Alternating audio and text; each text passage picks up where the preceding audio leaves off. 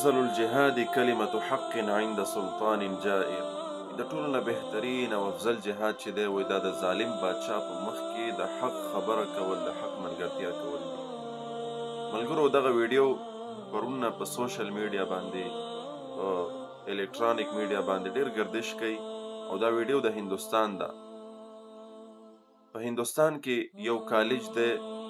یا یونیورسټي ده چې هر څه دي په هغې کې دا جنۍ مسلمانه جنۍ دا راځي په هغې کې زده کړې کوي او دا په خپل اسلامي حجاب کې ځي راځي. بیا د دغې هندوانو د دغې ناپاکو خلکو نه دغه حجاب دغه پرده د دې جنۍ د دې مسلمانې جنۍ برداشت نه شوه او یو څو لچران او یو څو بیکاره خلک د دغې کالج دا راغونډ شو او د دغې جنۍ نه دا مطالبه وکړه چې ته به دلته په حجاب کې نه راځي او د خپل حجاب به لرې کې بې حجابه به دلته راځي. خو هغې ته دا پته نه وه چې اسلام کی فطرت میں قدرت نے لچک دی ہے، جتنا ہی دباؤ گے اتنا ہی ابھرے گا. څومره چې ته مسلمان چیړې، څومره چې ته د مسلمان خلاف आवाज اوچتې، دومره به د مسلمان دا جذبات د هغې دا جذبې د اسلام دپاره د دین دپاره دا نور هم راوچتېږي. نو دغه یو څو کسان لچران راغونډ شول، د دغې جنۍ نه چې کله مطالبه وکړه او دغه جنۍ په دغه ټیم کې په دې کالج کې یک تنها وه، بلکل یوازې وه او څنګه بیا دا د دغې خلکو مقابله کوي د تکبیر په نعرو سره. هغې د خپلو د دغې بوتانو نعرې لګوي، دا ورته په مقابل کې وایي چې الله اکبر الله اکبر الله اکبر. او دغې جنۍ چې دا د اسلام یو ډېره عظیمه هیرویني ده او دې یو ځل بیا ثابته کړه چې مسلمان دا د هیڅ چا نه دباویږي. ګوره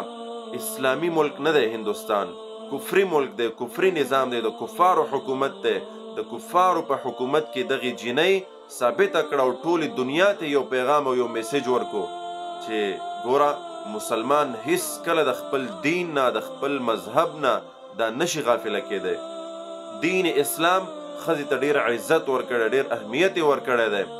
او دین اسلام ښځې ته حجاب ورکړی دی. نو بیا د ښځې ټولې دنیا ته دا پیغام ورکړو، دا یې ثابته کړه چې د مسلمانانو ښځې چې دي دا به بافرده او دا به په حجاب کې د دنیا هیڅ طاقت دی بې حجابه کولی نشي، دی بې پرده کولی نشي. او یو پیغام یې هغې خلکو ته، هغې نامنهاده مسلمانانو ته چې هغه د مسلمانانو په ملک کې اوسیږي، هغې ښځو ته، هغه بې حیا ښځو ته یو پیغام ورکو چې هغې خو اوسیږي د مسلمان په ملک کې، په یو اسلامي نظام کې اوسیږي، خو هغې بیا هم د حجاب پروا نه کوي، د حجاب او د پردې خیال نه ساتي. هغې خلکو ته یو پیغام ورکو چې ګوره زه په یو کفري نظام کې اوسیږم، په یو کفري قانون، په یو کفري ملک کې اوسیږم، بیا ما د خپل حجاب دپاره، د خپلې پردې دپاره دومره یو عظیم جهاد وکړو. او تاسو په اسلامي ملکونو کې اوسیږئ او راپاسیږئ چې حجاب پکې چا راوستی، میرا جسم میری مرضی. د الله په ذات باندې قسم وي چې دغه کروڑونه او زرګونه دغه انټیانې، دغه بدرنګه ښځې چې د میرا جسم میرا مرضی نعره لګوي، د خپلې خوښې نعره لګوي او د حجاب نه ځان لرې ساتي، دغه زرګونه ښځې د دغې یوې مسلمانې جنۍ د دې د خپو ګرتم نه رسیږي دي. اسلام او قرآن او حدیث ځای په ځای باندې موږ ته دا درس راکوي چې تاسو خپلو ښځو ته حجابونه ورکوئ، خپلو ښځو ته حجاب ورکوئ او ښځو ته حکم ورکوئ چې تاسو د حجاب پابندي وکړئ. ولې وکړئ کله چې یو څیز ګوره دنیوي موازنه مونږ وکړو چې کله ښځه په حجاب کې وي نو دا محفوظه وي یو قیمتي غمی دی یو قیمتي څیز دی